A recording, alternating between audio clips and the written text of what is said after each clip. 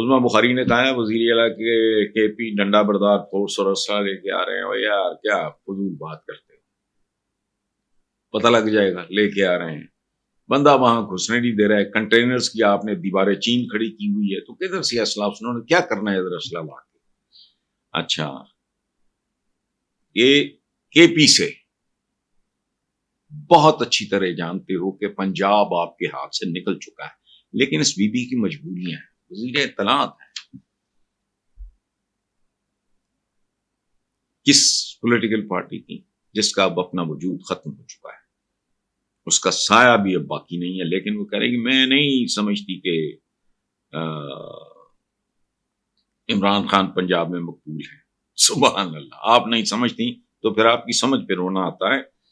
اور آخری جملہ وہ عجیب و غریب ہے، ہم پی ٹی آئی کو لاہور آنے دے رہے ہیں، یہ بہت بڑا احسان ہے. سبحان اللہ.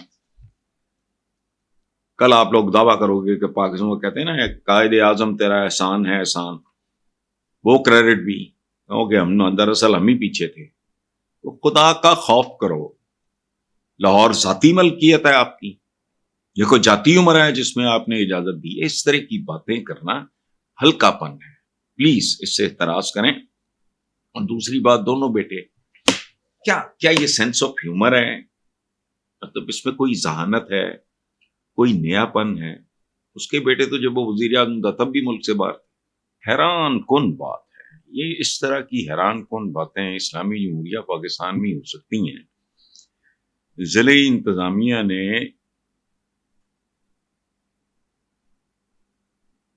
43 شرائط اور ضوابط کے ساتھ پی ٹی آئی کو جلسے کی اجازت. اندازہ لگائیں، جنت میں جانے کے لیے بھی 43 شرائط نہیں ہیں. اللہ ایک ہے، ہمارے حضور آخری پیغمبر ہیں. جھوٹ نہ بولو، ملاوٹ نہ کرو، غیبت نہ کرو، ماں باپ کا احترام کرو، بڑوں کی عزت کرو، عورت کا احترام کرو، چھوٹوں سے شفقت کرو، کمزوروں کے کام آنے کی کوشش کرو. یہ ایک چھوٹا سا پیکج ہے. دین کو ہم لوگوں نے پتہ نہیں کیا بنا دیا ہے. کون لوگ جاتے ہوں گے جو فتوے لیتے ہیں اور فلانا کرتے ہیں؟ کچھ بھی نہیں. میں بنیادی طور پہ میرا تو پروفیشن ہی پڑھنا لکھنا ہے، اور الحمدللہ قرآن پاک تو ظاہر ہے وہ تو ہر مسلمان پڑھتا ہے. میں نے تو باقی کتابیں بائبل سے لے کے گیتا تک میں نے کچھ نہیں چھوڑا.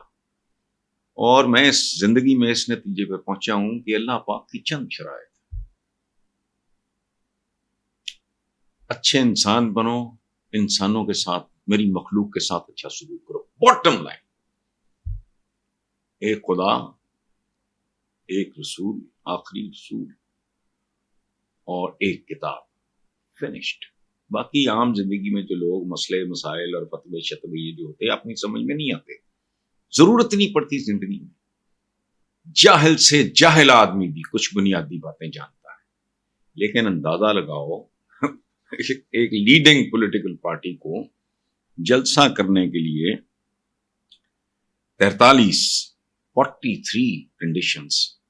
اچھا اب ایک دلچسپ بات آپ سنیں جو مجھے آج ہی کچھ لوگوں نے بتائی ہے کہ انہوں نے وہ اپنا گنڈاسا بھائی جان جو ہیں علی امین گنڈا پور، ان کے ساتھ یہ شرط رکھی ہے کہ وہ جلسے میں پچھلے جلسے کے حوالے سے جو کچھ انہوں نے کہا تھا اس پہ معافی مانگیں گے.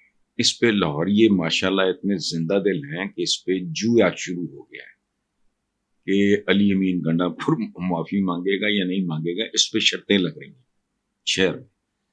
اور میں ذاتی طور پہ سمجھتا ہوں ایک نیوٹرل آدمی کے طور پہ میں I am inclined towards PTI, اس میں کوئی شک نہیں ہے. باقیوں کو تو میں مدتوں سے ان کے خلاف لکھ رہا ہوں، 30 سال ہو گئے بلکہ زیادہ ہو گئے. اس میں ایک آدھ بات ذرا معیوب تھی، باقی کوئی ایسی بات نہیں تھی جس پہ آپ معافیاں منگوائیں. بہرحال دیکھنا یہ ہے گنڈا پور معافی مانگتا ہے یا نہیں. پھر ایک اور مزہ کا خیز بات، احمقانہ تھوڑی سی بھی عقل سمجھ ہو بندہ اس طرح کی بات نہیں کرتا کہ اس کا مذاق اڑے گا کہ کوئی اشتہاری مجرم جلسے میں شرکت یا سٹیج پہ نظر نہیں آئے گا. ہاؤ ڈو دے نو؟ جو منتظمین ہیں. اچھا ضروری نہیں جو اشتہاری جن کو اشتہاری کہا جا رہا ہے اور ان کا تعلق پی ٹی آئی سے ہے وہ تو ہو گئے, اور اشتہاری بھی بتھیرے ہیں ماشاءاللہ یہاں. ان میں سے اگر وہ کیسے جانیں گے؟ اللہ معاف کرے, ان پہ الہام اترتا ہے. اتنی یہ مکانہ قسم کی, وہ کہتے ہیں نا کہ دودھ تو دیا ہے لیکن مینگنیاں ڈال کے. یہ بات ان کی سمجھ میں نہیں آ رہی کہ ان کی اس طرح کی حرکات پی ٹی آئی کو مقبول سے مقبول تر اور مقبول تر سے مقبول ترین بنا رہی ہیں. اتنا مذاق خیز, یعنی میں نے جو بات کی ہے مجھے کوئی چیلنج کرے. اتنی شرائط نہیں ہے رب العالمین کی جنت میں بھیجنے کے لیے بھی اتنی شرائط نہیں ہے جتنی ایک جلسے کے لیے کریں تو کیا مذاق ہے یہ. لیکن نہیں, اس ملک کا جو حال ہے وہ اسی طرح کی سوچ, اسی طرح کی فکر, نہ کوئی ڈیپتھ ہے, نہ کوئی کریٹیوٹی ہے, نہ کوئی کلاس ہے, نہ کوئی گریس ہے. حیرت انگیز بات ہے. لیکن بہرحال اسلامی جمہوریہ پاکستان ہے, یہی کچھ ہونا ہے.